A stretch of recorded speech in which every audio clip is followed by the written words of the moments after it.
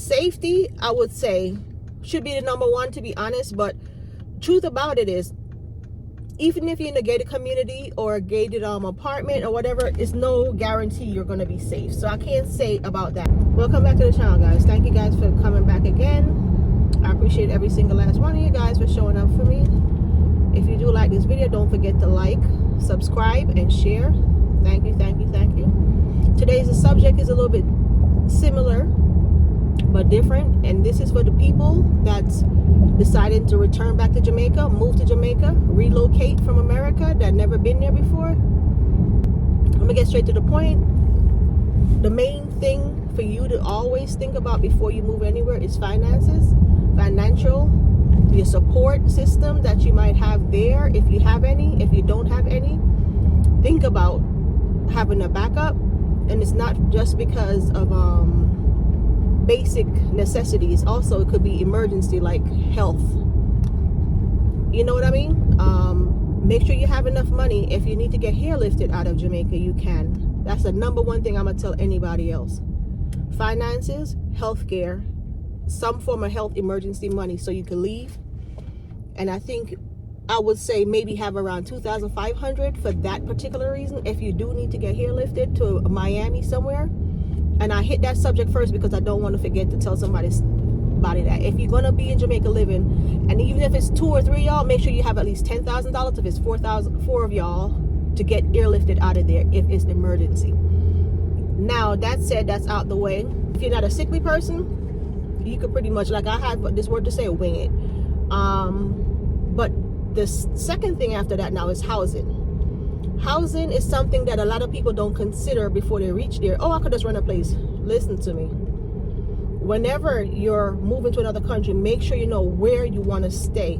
If it's the visit before you go, do that, please, because you can make the biggest mistake of your life. For instance, you could rent a place or buy a place in town. The first thing I'm gonna hit is rent.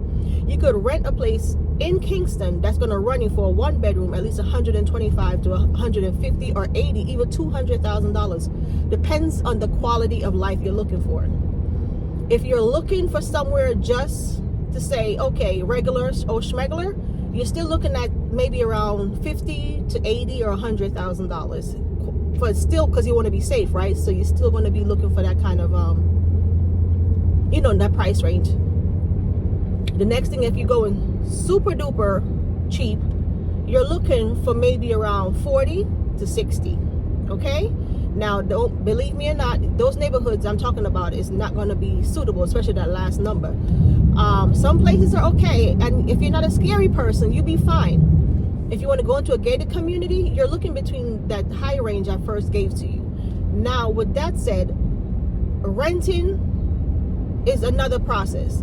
You're going to have 3 months money most places in order to move, and you're going to have to show proof regardless that, or you have that kind of sufficient amount of money in your bank account.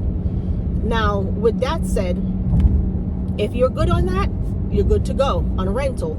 If you're buying, please do your due diligence. I'm not a realtor, so I can't give you exactly numbers, but for a nice little 1-bedroom apartment or studio, it's going to run you $20 to $27 million for just for a 1-bedroom or a studio. I'm giving you a note on that, so think about that. That's Kingston I'm talking about now. If you're going, and I'm just giving you the 1-bedroom, 2-bedroom, trust me, you're looking at 30 mil and plus, and that's gated community, or in an apartment complex, you're looking maybe up to 40 for a 2-bedroom. Now, put that aside. If you're looking in the rural areas like Manchester, because most places is Manchester area, which is Mandeville area. If you're looking to Orcharias and stuff, you will find a little bit better price. So you could deduct maybe around $10,000 from those numbers I gave you, or a little bit more. Some a little bit. It differentiate where you're going, but remember, these are rural areas that don't really have public transportation like that, and other things comes with it. Now, that said about living, I will give you a piece of advice. If you're moving to Jamaica and you're going to rent, please have at least a year worth of money put aside. If you're even working, put it aside just in case. Sometimes things can happen, you know what I mean? And you don't want to be, oh, in less than 6 months you plan to stay for a year and you have to move back home, or you ran out of money. Now the next thing is I'm going to hit is transportation. If you're in Kingston, you're looking at cabs are easy to get. It's going to be pricey, but cabs are easy to get. I'm gonna be honest with you. The next thing is this: if you're taking public transportation, remember your safety comes first. Do not underestimate Kingston and assume that, oh, I'm gonna be okay, nothing is gonna happen. I'm not saying anything is gonna happen to you, because I will never tell nobody to be afraid of living their lives. But what I'm saying is, if you're new, you're not sure, public transportation also could be tricky, because you're not knowing where you're going. You might want to stay taking cabs for a while, and those are pricey as well. So I'm not scared of anyone, but if you're going to stay for 2-3 years, consider putting away maybe a little $10,000 and buy your little car. You do better. I'm promising you that. Put it on maybe around 12,000 towards your transportation, and buy yourself a car. Okay? Do not forget that part. The next thing after that is, now, if you're going in the rural area, it's not if you're going to need a car. You need to get your car.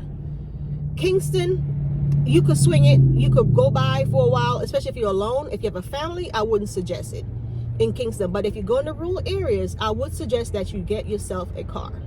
And for that said, it's because it's going to be pricey on you. It's going to be stressful. If you don't go nowhere, hey, good luck. You're fine. Like I said, you need to put away a certain amount of money. I'm giving suggestions. I'm not telling nobody they have to do what I'm telling them to do. But if you want to last, and you want to enjoy your life and not be stressed out, and you want to make sure you know what you're going to do as far as if you're going to rent or buy, the number one thing. And if you're going to be the one to say, okay, I'm going to go ahead and get me a furnished or unfurnished place. The prices I was giving you was for unfurnished.